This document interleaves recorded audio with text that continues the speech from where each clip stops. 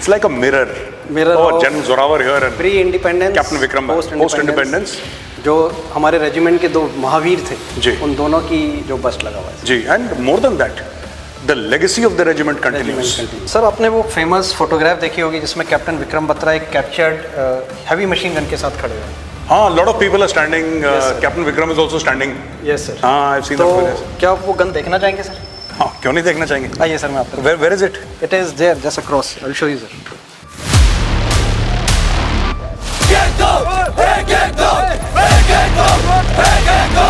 Hey, get go!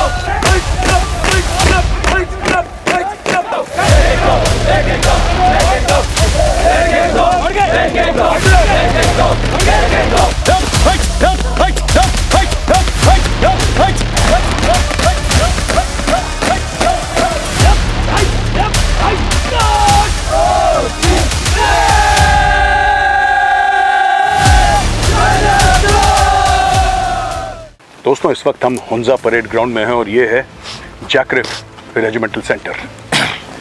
वहाँ पे statue है जनरल जोरावर सिंह का, the legend who actually planted the Dogra flag on Tibetan soil. ये ड्रिल स्क्वायर है और ड्रिल स्क्वायर में तैयार हो रहे हैं नए नए अग्निवीर. इनको सिखाया जा रहा है कि किस तरीके से डिसिप्लिन, मार्च पास्ट, किस तरीके से कपड़े पहनने, और इनको सिखाने वाला जो काम है वो करते हैं ड्रिल इंस्ट्रक्टर्स. चलिए हम मिलते हैं ड्रिल इंस्ट्रक्टर्स से जो आपको बताएंगे कि कितनी मेहनत लगती है जब एक फौजी तैयार होता है. और दोस्तों फौजी को तैयार करने में बहुत सारी इंस्ट्रक्टर्स होते हैं. कोई वेपन का है, कोई फिजिकल ट्रेनिंग का है, you know, so many things which are required to make a civilian into a फौजी or turn a civilian into a फौजी. पर मेरा पर्सनल एक्सपीरियंस ये कहता है कि जितना कंट्रीब्यूशन ड्रिल स्क्वायर का है उतना शायद कहीं का नहीं है, क्योंकि फौजी यहीं पर जन्म लेता है. This is the birth place of every फौजी इररिस्पेक्टिव ऑफ रैंक. यहाँ पे हमारे साथ हैं सूबेदार साहिब सिंह साहब. जय साहब. जैन साहब, कैसे हैं साहब? बढ़िया साहब. अच्छा साहब, आप यहाँ पे ड्रिल जेसीओस हैं और आपके अंडर काफ़ी एनसीओ इंस्ट्रक्टर्स भी हैं साहब. तो आप ये बताइए साहब कि आपकी जिम्मेदारियाँ क्या क्या हैं, आपको क्या क्या देखना पड़ता है रोज़, आपकी सुबह कैसे होती है, शाम कैसे होती है ड्रिल को लेके, ज़रा ये बताइए साहब. जैसे ही रिक्रूट जहाँ पे सिविलियन से इधर ग्राउंड की तरफ आता है तो हम उनको सबसे पहले डिसिप्लिन, टर्नआउट, ड्रेस पहनना, चलना फिरना, विशिंग प्रोसीजर पूरा उसको फौजी की भाषा बताते हैं. ठीक है साहब. तो सवेरे आप कितने बजे आ जाते हैं साहब यहाँ पे ड्रिल स्क्वायर में? सुबह साहब हमारा जहाँ पे 5:30 बजे फालन हो जाता है. जैसे कि अग्निवीर रिक्रूट का परेड 6 से 7 है तो हमारा इंस्ट्रक्टर, पूरे इंस्ट्रक्टर 5:30 बजे ग्राउंड में इन होते हैं. साहब जब कपड़े पहनना सिखाते हैं, वर्दी पहनना सिखाते हैं किसी भी अग्निवीर को, तो क्या सबसे ज़्यादा आपको चैलेंज, सबसे ज़्यादा प्रॉब्लम क्या आती है समझाने में? क्योंकि वो सिविल से आ रहा है, उसको फौज की तरतीब नहीं पता है, तो क्या सिखाते हैं आप उसको कि वर्दी कैसे पहननी है? क्या क्या 4-5 पॉइंट होते हैं वर्दी के, जैसे साफ सफाई, प्रेस होनी चाहिए, ये किस प्रकार से सिखाते हैं आप? सबसे पहले जब सिविल से अग्निवीर रिक्रूट आता है तो उसको फौजी ढांचे में डालने के लिए हमें सबसे पहले उसको बॉटम टू टॉप तक सिखाना पड़ता है. जैसे कि सिर के ऊपर हेयर कट, ड्रेस पहनना, बेल्ट पहनना और बूट कैसे बांधना है, लेसिंग कैसे बांधना है. ठीक है साहब. एक बात बताइए साहब, अगर कोई प्रॉब्लम आती है किसी के डिसिप्लिन में या ठीक से कोई सिखाने के बाद भी ड्रिल नहीं कर पा रहा, तो फिर क्या करते हैं आप? अगर रिक्रूट या अग्निवीर ड्रिल नहीं सीख रहा है तो उसको हम ड्रिल नर्सरी में लेके जाते हैं. वहाँ पे हमें अग्निवीर को गलती बताते हैं, उसके बाद वहाँ पे वो सुधार करता है. ठीक है, बहुत बहुत धन्यवाद साहब आपका. Thank you. जय साहब. जय साहब. जय साहब. श्रीमान हमलाल साहब. कैसे हो साहब? ठीक साहब. आराम से. अच्छा, आराम से बताइए साहब. एक बात बताइए, आप कितना टाइम हो गया आपको रेजिमेंट में? मेरे को साहब 21 साल. 21 साल पहले भर्ती हुई थी आप? जी साहब. अच्छा, जब आप थे तो आपके ड्रिल इंस्ट्रक्टर उस वक्त कौन थे 21 साल पहले? हवलदार भूषण साहब. याद है अभी तक आपको? जी साहब. दोस्तों यही मैं बता रहा था, 21 साल की सर्विस हो गई, आज तक इनको ये पता है कि इनके ड्रिल उस्ताद कौन थे. मेरे ड्रिल उस्ताद थे साहब सूबेदार इंदर सिंह, 3 कुमाऊं राइफल्स. जब मैं एकेडमी में था, मुझे आज तक याद है, मुझे 30 साल से ज़्यादा हो गए, लेकिन अभी तक नहीं भूल पाया। लोग कहते हैं कि ड्रिल जो इंस्ट्रक्टर होता है उसको कहते हैं वो अग्निवीर या रिक्रूट की माँ होती है, वो सिखाती है तमीज़, तौर तरीका, राइट? जी साहब। पर कभी कभी क्या होता है कि रिक्रूट बार बार सिखाने पर, साहब ने बताया कि ड्रिल नर्सरी में डाल देते हैं, लेकिन क्या बार बार एक्स्ट्रा ड्रिल भी देनी पड़ती है उस्ताद? जी साहब। क्या करते हैं उसमें बताइए। उसमें साहब जो उनकी सुबह की ट्रेनिंग होती है उसको मॉड्यूल में शामिल करके शाम को भी ट्रेनिंग दी जाती है। ड्रिल नर्सरी में एक्स्ट्रा ट्रेनिंग दी जाती है। दूसरा साहब उनको मोटिवेशन मोराल इतना किया जाता है कि वो ड्रिल के प्रति और अग्रेसिव होते हैं साहब। कैसे करते हैं आप? शुरू में साहब, सबसे पहले शुरू में जो एक रिक्रूट सेना में भर्ती होकर आता है जी, तो उसका चलना फिरना, बात करने का तरीका, ड्रेस पहनने का तरीका, खाने का तरीका सब सिविल की तरह होता है। तो उसको ड्रिल में ही हम टीम स्पिरिट की भावना, हुक्म मानने का मादा, डिसिप्लिन, टर्नआउट आले दर्जे का करते हैं। सब ड्रिल ही एक ऐसा जरिया है जिससे हम हर एक रिक्रूट में जो है हुक्म मानने का मादा और टीम स्पिरिट की भावना पैदा करते हैं। तो ड्रिल एक सैन्य जीवन में हर एक सैनिक के लिए अहम रोल अदा करती है। तो उसको मोटिवेशन मोराल इतना किया जाता है कि हर एक रिक्रूट पूरे जोश और होश के साथ सब ड्रिल में पार्टिसिपेट करता है, तो जिससे रिजल्ट उसका आले दर्जे का आता है। बहुत बहुत धन्यवाद उस्ताद आपका। जय साहब। जय जय साहब। जय हिंद उस्ताद। उस्ताद आप बताइए, आपको कितना टाइम हो गया फौज में? 14 साल साहब। 14 साल हो गए। हाई एलटी आपने कहाँ पे करा था? कारगिल साहब। अच्छा, कारगिल में। कारगिल काक्सर। अच्छा, एक बात बताइए मुझे उस्ताद, आप जैसे कि कोई रिक्रूट है या कोई अग्निवीर है, वो बार बार समझाने पर ड्रिल नर्सरी कर दी, सब कुछ कर दिया, नहीं मान रहा, पनिशमेंट देते हैं? जी साहब। अच्छा, कोई बात नहीं, अच्छी बात है सर, ये तो ठीक बात है, कोई बात नहीं, हमें भी मिली थी, आपको भी मिली होगी। जी साहब। है ना? तो अच्छा, तो पनिशमेंट देने के बाद वो सुधर जाता है। अच्छा, खाने पीना, जैसे कि सीनियर को ग्रीट करना या अपने साथी को, अपने उस्ताद से किस तरीके से बात करना, ये आप कैसे सिखाते हैं? श्रीमान, जब एक अग्निवीर शुरू में ड्रिल में आता है जी, तो उसे चलना फिरना, उठना बैठना, बातचीत करना, ड्रेस पहनना, ये सब कुछ ड्रिल में सिखाया जाता है श्रीमान। माफ़ कर रहा हूँ उस्ताद, मैं बीच में आपको काट रहा हूँ। मैं आपसे ये जानना चाहता हूँ कि जैसे आप उसको क्या बताते हैं कि जैसे सीनियर से बात कैसे करनी है, ये जैसे एक बात हो गई कि सीनियर से बात किस तरीके से करनी है, ग्रीट कैसे करना है, जय हिंद किस तरीके से, ये कैसे सिखाते हैं आप उसको? श्रीमान, ट्रेनिंग प्रोग्राम में इनके शामिल होता है सावधान, विश्राम, सल्यूटिंग प्रोसीजर, सीनियर से, अधिकारी से कैसे बात करनी है, अपने से सीनियर से कैसे बात करनी है। तो उनके ट्रेनिंग मॉड्यूल के दौरान ही उन्हें ये सब चीज़ें सिखाई जाती है श्रीमान। अच्छा उस्ताद, कोई कमज़ोर निकल गया शुरू में, क्योंकि सिविल से आ रहे हैं, कुछ लड़के तगड़े हैं, कुछ लड़के कमज़ोर हैं, ड्रिल किसी को भी नहीं आती, ड्रिल तो आप सिखाएंगे, मजबूती कैसे पैदा करते हैं? श्रीमान, मजबूती पैदा करने के लिए उन्हें पहले तो मोटिवेशन करना बहुत ज़रूरी है साहब जी। फर्स्टली जब वो ड्रिल ग्राउंड में आता है जी, तो उसे पहले उसके हालचाल पूछते हैं, ठीक है, चोट दर्द वगैरह नहीं है। अगर वो सब कुछ सही है तो उसके बाद फिर थोड़ा ड्रिल का मूवमेंट करवाते हैं जी। अगर उसमें उसे दिक्कत महसूस होती है फिर उसे बाहर निकाल कर अलग से समझाया जाता है श्रीमान कि अगर वो ड्रिल में फेल हो जाता है तो उसका जो नेक्स्ट फ्यूचर है वो अगले टेस्टों के लिए भी ख़राब हो जाएगा। जी। अच्छा उस्ताद, एक बात बताइए, आपने कब ये समझा कि आप ड्रिल में अच्छे हैं और आपको ड्रिल इंस्ट्रक्टर बनना है, ये मन में ख्याल कब आया आपके?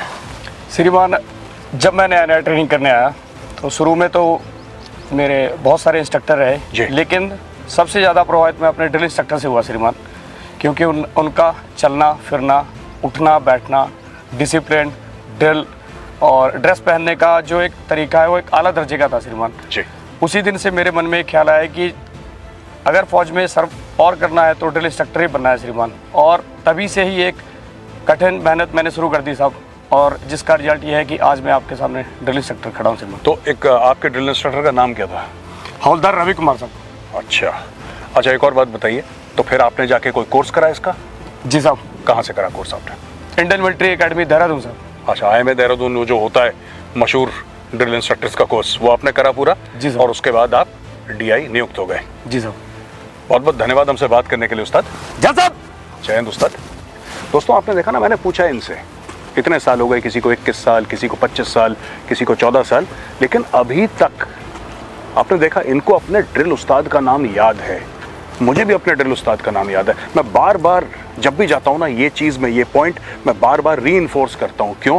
क्योंकि आपको जानना ज़रूरी है ये ड्रिल स्क्वायर है जहाँ पे हम लोग खड़े हैं, ये क्यों महत्वपूर्ण है। यही एक फौजी की रीढ़ की हड्डी है। जब फौजी सीधे चलता है, डिसिप्लिन में चलता है, ठीक कपड़े पहनता है, बातचीत करता है, तब आप सोचेंगे कि इसके अंदर ये हाव भाव कहाँ से आए। ये जो है दोस्तों हाव भाव यहाँ से आए। यहाँ पे फौजी तैयार होता है, यहाँ पे भारतीय सेना का लोहा तैयार होता है। आइए मेरे साथ, हम आपको मिलवाते हैं यहाँ के एडजुटेंट साहब से, दंडपाल महोदय, जो डिसिप्लिन इंश्योर करते हैं कि टस से मस कोई चीज़ ना हो। चलिए दोस्तों, मैंने आपसे प्रॉमिस करा था ना कि मैं आपको एडजुटेंट यानी कि दंडपाल महोदय से मिलवाऊंगा, और ये रहे मेरे सामने लेफ्टिनेंट कर्नल सुधीर धनखड़। जय हिंद कर्नल धनखड़, बहुत बहुत धन्यवाद हमसे मिलने के लिए। अच्छा, ये हमारे व्यूअर्स के लिए आप ये बताइए कि जो एडजुटेंट हैं वो करते क्या हैं, एडजुटेंट का काम क्या है? एडजुटेंट यानी कि दंडपाल किसी भी एक फौजी संस्था को कंटिन्यूसली चलाए रखने का एक अपॉइंटमेंट है, जो उसकी डेली फंक्शनिंग, जो यहाँ पर ट्रेनिंग इवेंट्स हो रहे हैं उनको एडमिनिस्ट्रेटिवली सपोर्ट करना, साथ में जो तीसरा और सबसे मुख्य बिंदु है वो है डिसिप्लिन। इन सब चीज़ों को इंश्योर करने का काम यहाँ पर रेजिमेंटल सेंटर में एडजुटेंट को दिया गया है। तो और जैसे क्या क्या काम है, जैसे कि सपोर्ट करना ट्रेनिंग एक्टिविटीज़ को, ये भी होगा? हाँ बिल्कुल, ट्रेनिंग, जैसे मैंने आपको बताया कि ट्रेनिंग एक्टिविटीज़ को एडमिनिस्ट्रेटिवली सपोर्ट करना, कि उनको खाना पीना उनका टाइम पर पहुँचे, जो उनको गाड़ियाँ चाहिए वो उनको टाइम पर पहुँचे, उनको उनकी जो ड्रिल है उनको सही टाइम पर बताई जाए कि एक्टिविटीज़, कल आपकी ये सब एक्टिविटीज़ प्लान है, उनके लिए जो रूटीन पार्ट 1 ऑर्डर्स निकलते हैं वो उन तक इन्फॉर्मेशन सही समय पर सही इंसान के पास पहुँचे, ताकि वो सारी ट्रेनिंग एक्टिविटीज़ को सही और अच्छे तरीके से अंजाम दिया जा सके। जी कर्नल धनखड़, एक बात हमें बताइए, दंडपाल कहते हैं जो दंड देता है, मेरी तो यही समझ है एडजुटेंट की, दंडपाल देते हैं, क्योंकि जिसको कहते हैं कि तगड़ी तरीके से जो डिसिप्लिन एनफोर्स करे। यूनिट्स में भी होते हैं और रेजिमेंटल सेंटर में भी एडजुटेंट्स होते हैं। डिसिप्लिन कितना महत्वपूर्ण है खासतौर से एक रेजिमेंटल सेंटर के लिए, क्योंकि ये पूरे रेजिमेंट की धरोहर तो यहीं पे है। This is the heart of any regiment, that is the regimental centre. मैं आपसे जानना चाह रहा हूँ कि हाउ इंपॉर्टेंट इज डिसिप्लिन, और कोई एग्जाम्पल दीजिए डिसिप्लिन का कि जिससे कि बहुत फर्क पड़ा हो। ये सर आपने बहुत ही एक अच्छा प्रश्न मुझसे पूछा है सर। जी, अगर मैं Jammu and Kashmir rifles regimental centre के बारे में बात करूं, तो यहाँ हमारा जो उद्देश्य है वो ये है कि डिसिप्लिन सिर्फ एक कार्यशैली बन के ना रह जाए, वो एक जवान की, एक अग्निवीर की जीवन शैली बन के उभरे, उसके चरित्र में ये चीज़ दिखाई दे।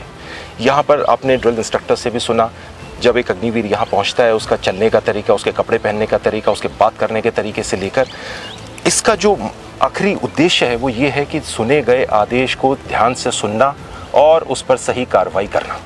ये हमारा फाइनल एम है जी। और इसके जो मुख्य, मैं आपको 2 उदाहरण देना चाहता हूँ हमारे डिसिप्लिन के स्टेट की।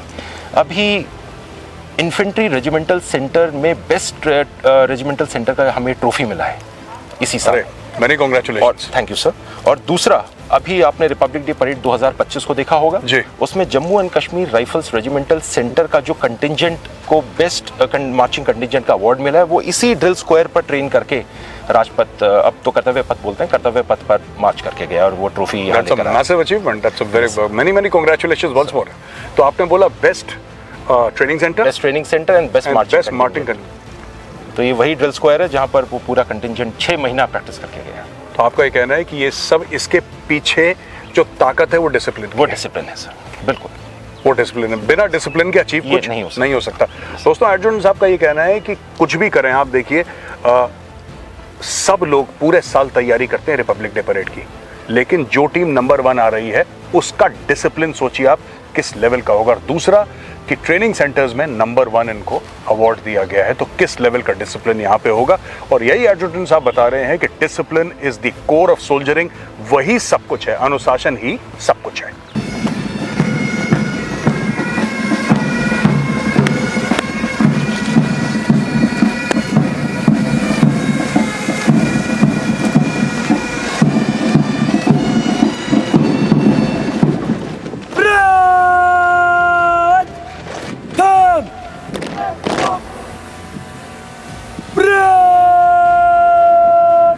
आगे बढ़ गया,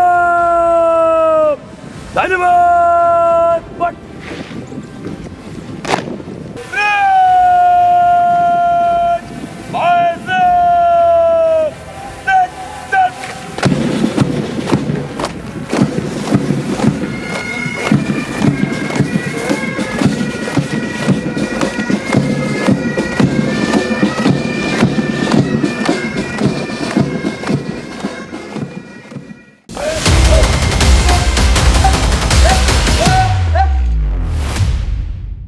साहिबान, इस ड्रिल नर्सरी को बनाने का उद्देश्य अग्निवीरों की ड्रिल की बेसिक मूवमेंट को सुधारना है और उन्हें एक अच्छा और डिसिप्लिन्ड सोल्जर बनाना है।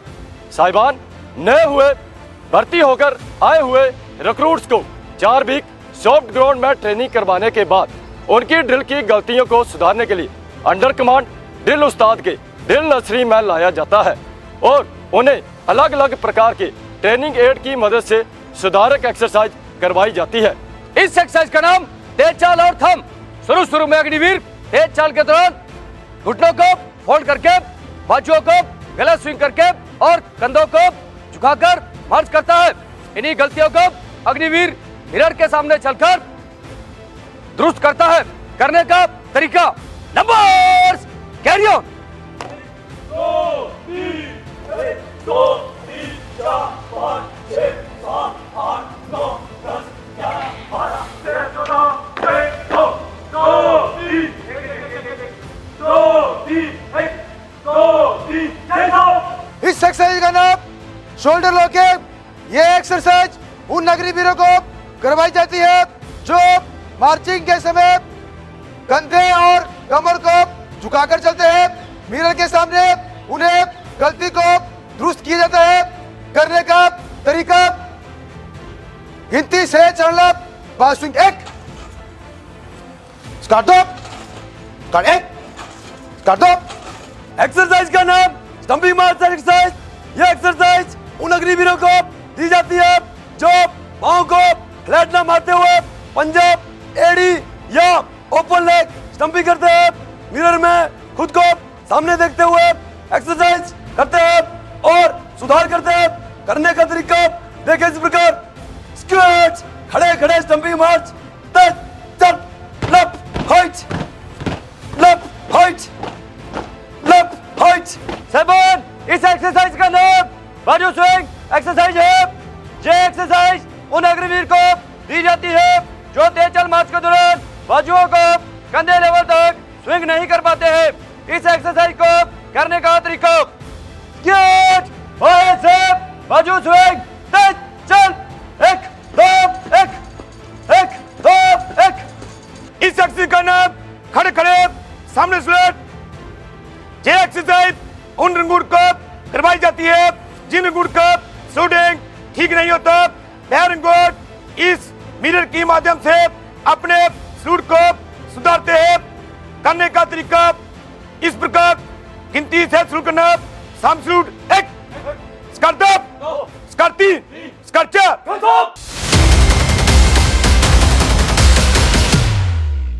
दोस्तों, ये मेरा दोस्त है, इसका नाम फिगर 11 है। अच्छा, हम लोग यहाँ पे शॉर्ट फायरिंग रेंज पे हैं, जैकरिफ सेंटर। दोस्तों, यहाँ पे एक एक्सरसाइज होने वाली है, training exercise, fire and move की।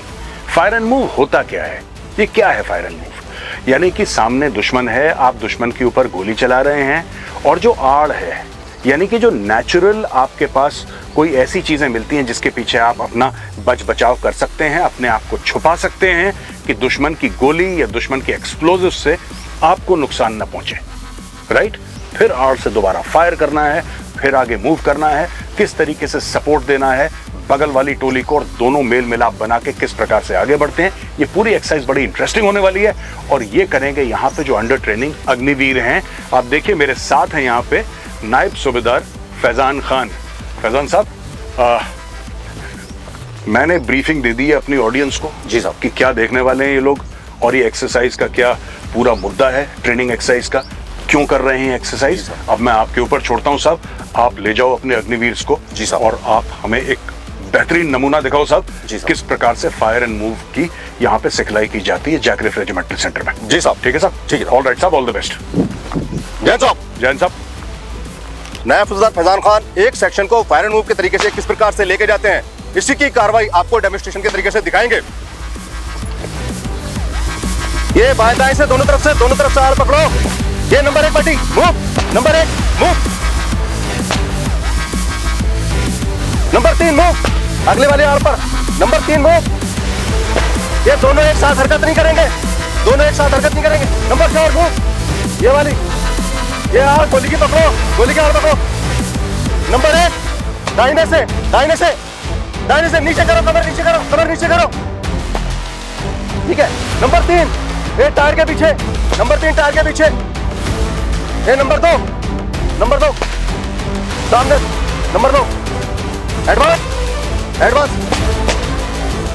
ये टैक्टिकल हालात में हरकत करो, टैक्टिकल हालात में। Number 4 advance.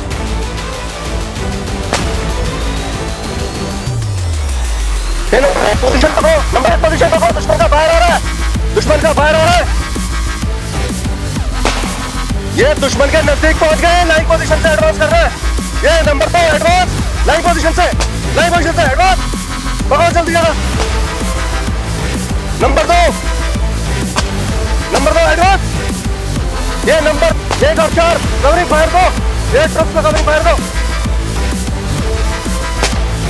नंबर 4 और पकड़ो, नंबर 4 और पकड़ो। लाइन पोजीशन, दुश्मन का फायर आ रहा है। Advance. Number 1 advance, line position. Very good, मिलो आगे बिल्कुल। ये पोजीशन लो, दाहिने बाएं कंधे से, एक दाहिने से एक बाएं से। ये चारों के चारों फायर करो, ये चारों बटेरियर फायर करो।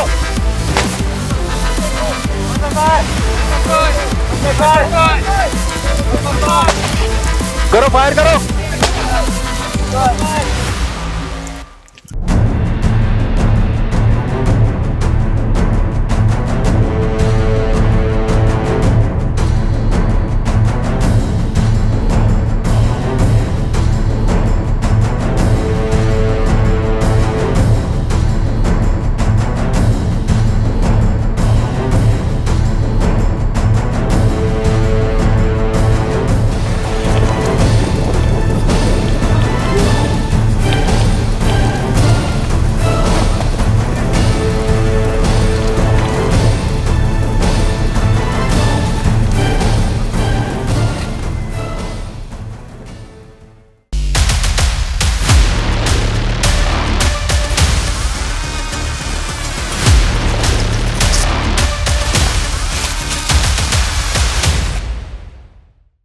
दोस्तों अभी आपने फायर एंड मूव की एक्सरसाइज देखी, किस तरीके से जो प्राकृतिक, कहीं पे पत्थर है कहीं पे झाड़ है, उसके पीछे आड़ लेके अग्निवीर दुश्मन के ऊपर फायर कर रहा है और अपने आप को बचा भी रहा है। लेकिन सिर्फ मैदानी इलाका नहीं दोस्तों, जब फौजी जाता है उसको जंगल में, डेजर्ट में, माउंटेन में, हर जगह ऑपरेट करने की सलाहियत होनी चाहिए।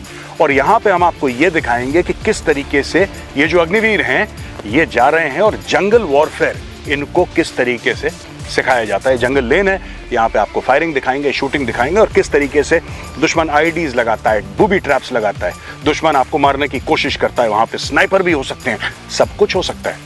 ये अपने आप को किस तरीके से बचाते हैं और दुश्मन को किस तरीके से बर्बाद करते हैं, ये आपको बताने के लिए और समझाने के लिए मेरे साथ हैं मेजर प्रभजोत सिंह। मेजर प्रभजोत, बहुत बहुत स्वागत है हमारी शो में आपका। Thank you so much sir. And major Prabhjot हैं, ये बताएंगे आपको कि किस तरीके से जंगल लेन में इन अग्निवीरों की ट्रेनिंग होती है। Over to major Prabhjot. Thank you so much sir. जंगल सिर्फ एक जंगल नहीं है, एक बैटलफील्ड जहां पे शैडो, अंधेरा, कोई भी डार्क डेंजर हो सकता है। यहाँ पे एक रिक्रूट सिर्फ फायरिंग नहीं करता, अपनी रियल टाइम रिएक्शन और सर्वाइवल इंस्टिंक्ट को शार्प करता है। जंगल में ट्रिगर दबाने का वक्त नहीं मिलता, ट्रिगर पहले ढूंढना पड़ता है, टारगेट पहले ढूंढना पड़ता है और उसे बर्बाद करना पड़ता है।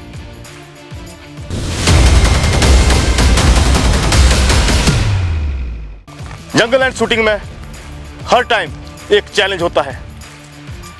टारगेट कभी लेफ्ट, कभी राइट, कभी 50 मीटर दूर तो कभी एकदम नजदीक। ये ट्रेनिंग एक सोल्जर को एक मशीन बनाता है। जंगल एंड शूटिंग में फायर करना ही नहीं, बल्कि जंगल में स्टिल्थ, स्पीड और शूटिंग को डेवलप करना होता है। जो जंगल में जीत गया वो बैटलफील्ड में कभी नहीं हारेगा।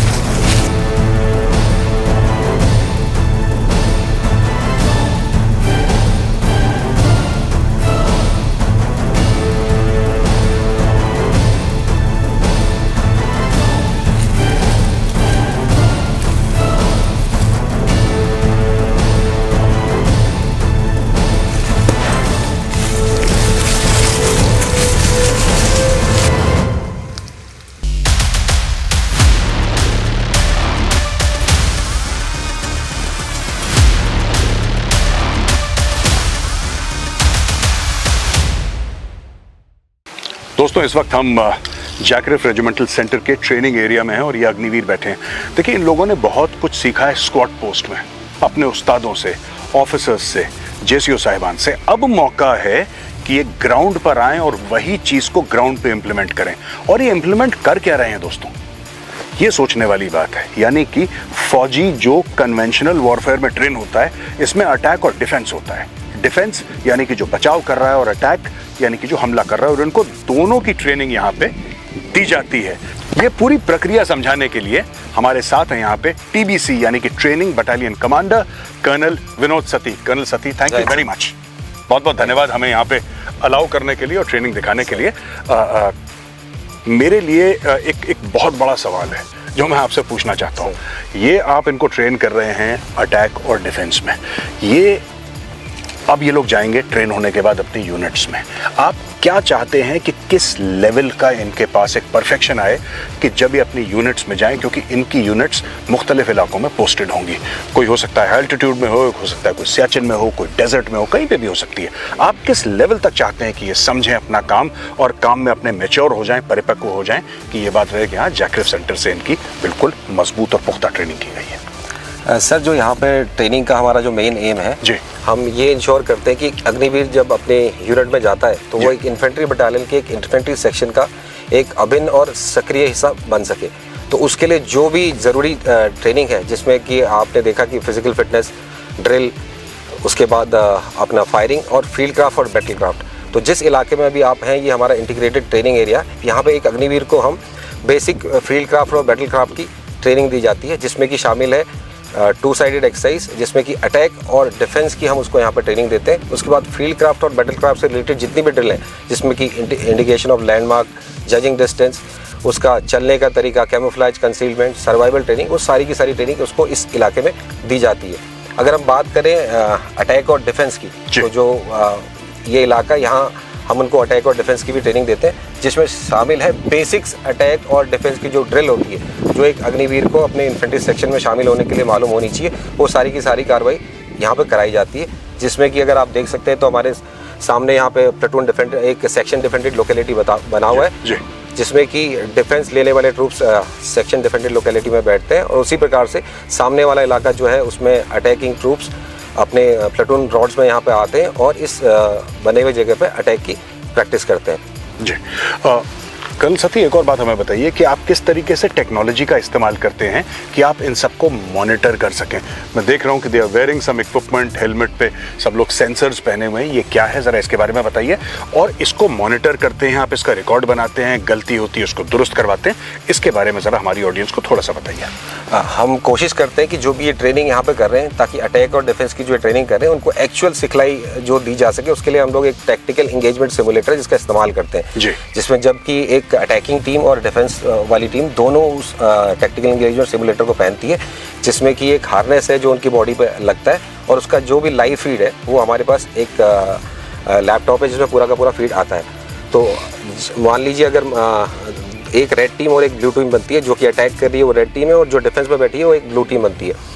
तो जो भी अग्निवीर हार्नेस पहना हुआ, तो लेज़र की मदद से अगर वो फायर होता है तो वो किल दिखाता है, अगर इंजर होता है तो इंजर दिखाता है, अगर और कोई गलती की है उसने वो भी उस लैपटॉप के माध्यम से हमारे पास पूरा डेटा आ जाता है। साथ ही हमारे पास इनमें सिमुलेटर ग्रेनेड्स भी हैं, जिसका कि 2 सेटिंग होती हैं, और विद इन 8 मीटर के रेडियस में अगर वो फटता है तो जो भी जितने भी ट्रूप्स उसके आसपास आए हुए तो वो इंजर या किल होते हैं। तो एक प्रकार से ये सिमुलेटर का इस्तेमाल करते हुए एक्चुअली हम जो लड़ाई के हालात है उस प्रकार से यहाँ पे ट्रेनिंग कर सकते हैं। और जो भी गलतियाँ होती हैं, साथ साथ हम लोग जो है ड्रोन का भी इस्तेमाल करते हैं। तो जितनी भी कार्रवाई यहाँ पे हो रही है तो ड्रोन से वो सारी कार्रवाई रिकॉर्ड होती है, और लास्ट में जब डीब्रीफिंग करते हैं हम ट्रूप्स की आफ्टर दी 2 साइडेड एक्सरसाइज, उसमें उनकी गलतियों को दिखाया जाता है ताकि उसको वो देख सके और आगे वाला जो नेक्स्ट कार्रवाई जब भी कर रहे हैं उसमें उस गलती को सुधार के एक अच्छी कार्रवाई कर सके। कर्नल सती बहुत बहुत धन्यवाद आपका, और हम चाहेंगे कि हमारे दर्शक अभी जाके ये पूरा का पूरा जो आपने समझाया है इस एक्सरसाइज को एक्चुअली ग्राउंड पे देखें। बहुत बहुत धन्यवाद आपके समय के लिए। थैंक यू दोस्तों।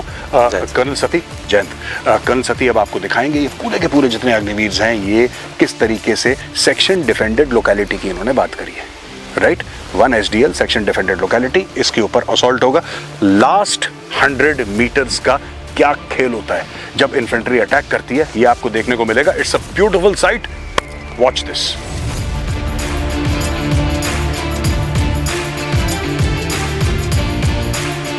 चक्को group number 1 section, number 2 section, number 3 section, platoon headquarter.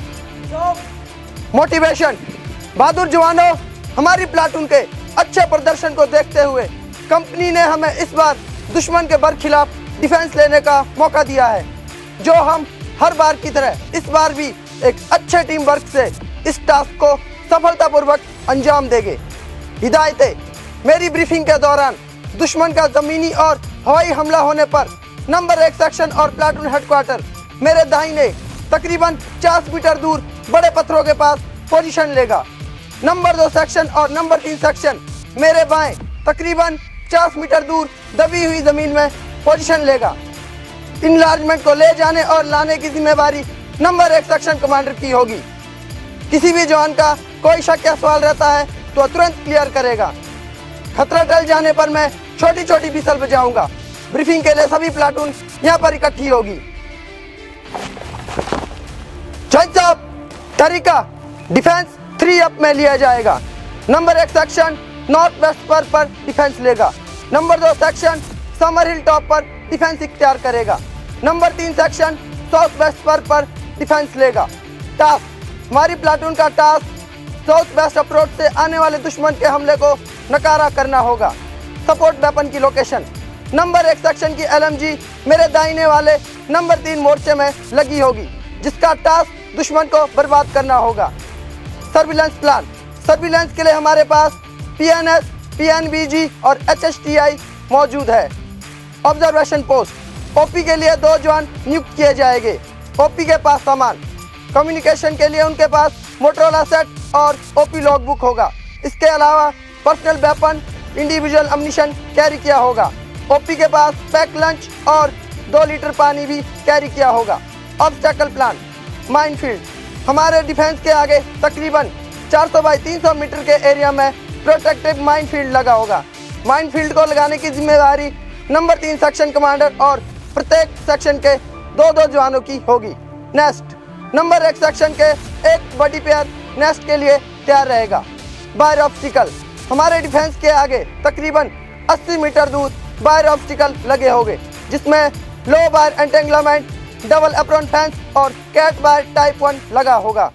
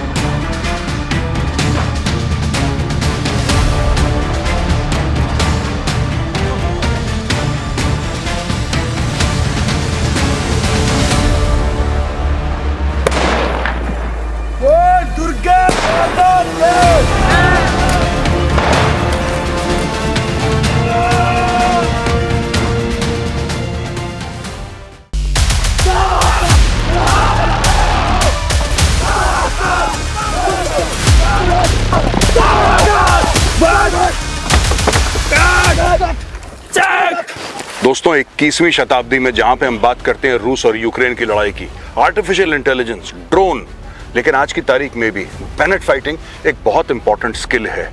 और क्यों है? देखिए, जब आप किसी ऑब्जेक्टिव को कैप्चर करते हैं तभी आप वहां पे तिरंगा लगा सकते हैं। जहां पे इन्फेंट्री वाला जाता है और झंडा गाड़ता है, वही जमीन हमारे देश की होती है और वही हम कैप्चर करते हैं। दोस्तों ये बहुत जरूरी है।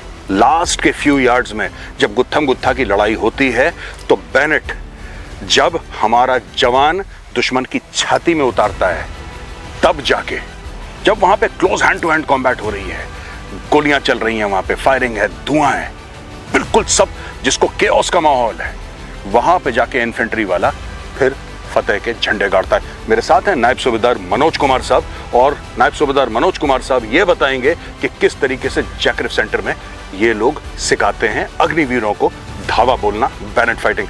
साहब बहुत बहुत धन्यवाद हमारी शो में आने के लिए।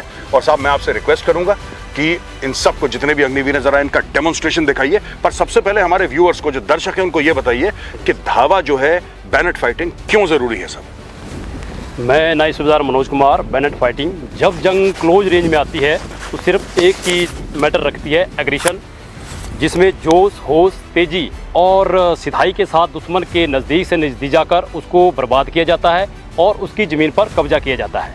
बैनेट फाइटिंग एक अग्निवीर को वह स्वाभाविक प्रवृत्ति प्रदान करती है जो बैटलफील्ड में जीत और हार का फैसला करती है, और अगर दुश्मन सामने हो तो वह बच नहीं सकता।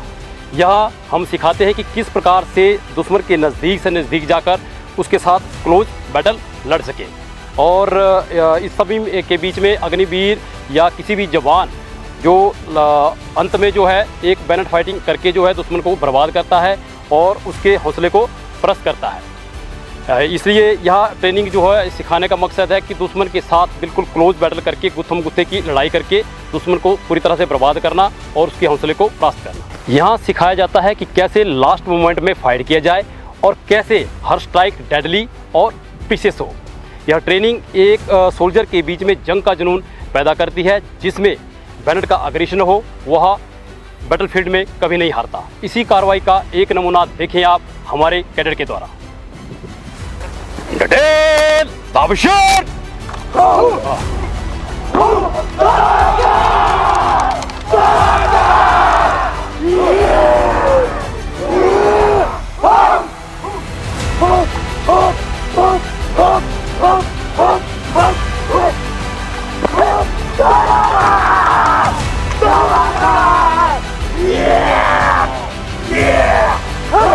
हमले की मिलीजुली कार्रवाई शुरू कर।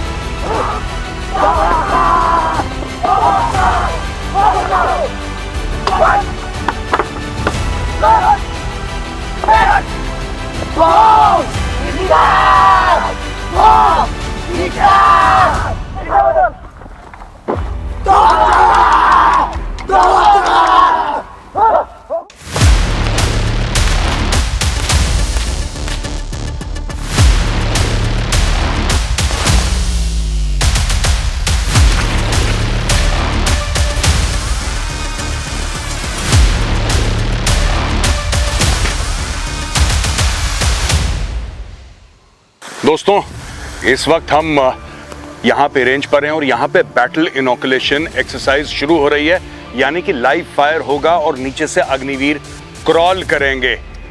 तो शुरू करते हैं एक्सरसाइज, गो। देखिए यहां से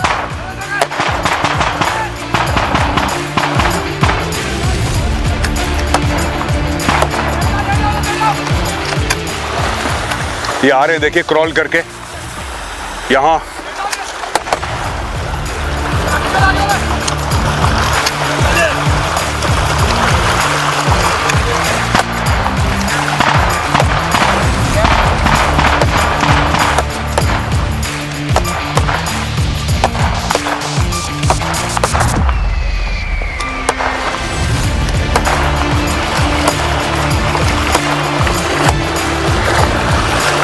शाबाश।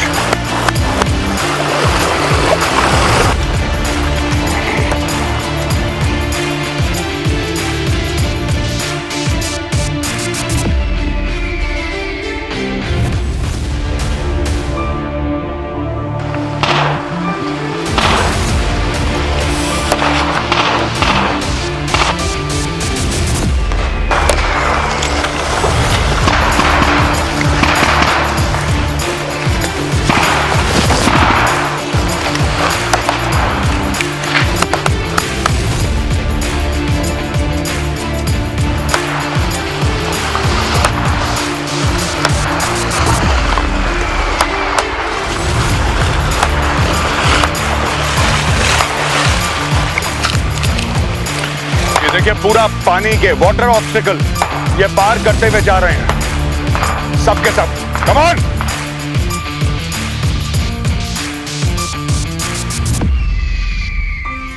दोस्तों ये ऑब्स्टिकल उन्होंने पार कर लिया है। अभी आते हैं अगले ऑब्स्टिकल में, यहां पर भी पानी है।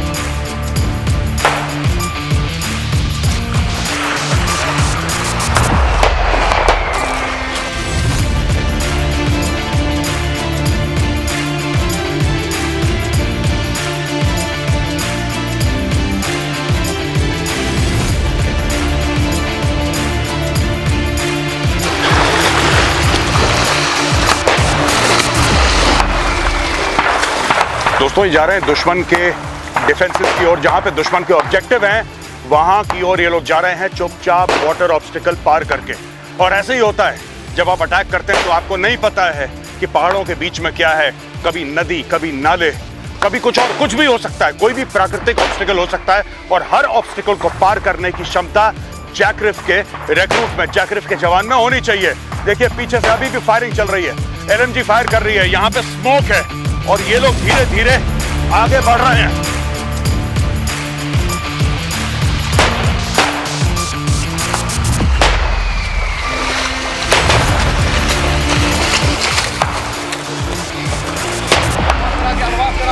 Come on, advance, जल्दी।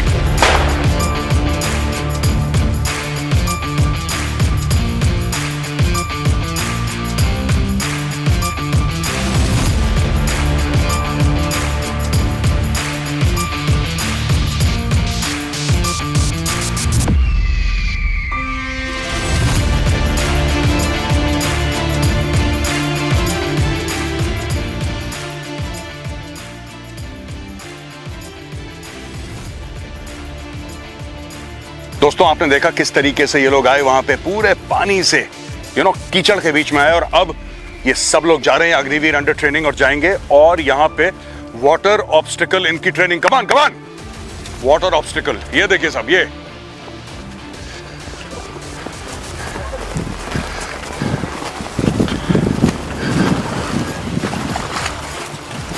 सेफ्टी का पूरा यहाँ पे ध्यान है। आप देख सकते हैं वहां पे लाइफ गार्ड हैं बोट के अंदर और ये यहाँ पे पार करेंगे ये वाटर ऑब्स्टिकल रस्सी का सहारा लेके और फिर वहां पे असॉल्ट होगा एक फीचर पे।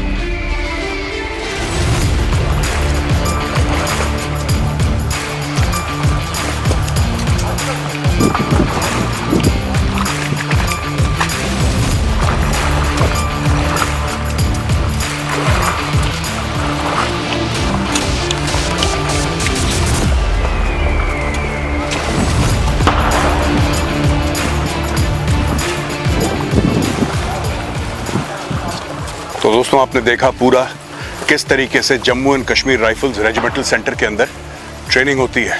अभी भी जब मैं आपको ये सब चीज़ें बता रहा हूँ, ये अग्निवीर जो हैं ये पानी के अंदर जा रहे हैं और फिर जाके उस घर को असॉल्ट करेंगे। यहाँ पे हमारी शूट खत्म हुई और मुझे बहुत अच्छा लगा, इतनी शानदार रेजिमेंट के बारे में आपको बताने का मुझे सौभाग्य मिला। चलिए हम यहाँ से चलते हैं दोस्तों, किसी और कोने में भारत के कुछ और फौजियों से आपको मिलवाते हैं। तब तक के लिए जय हिंद।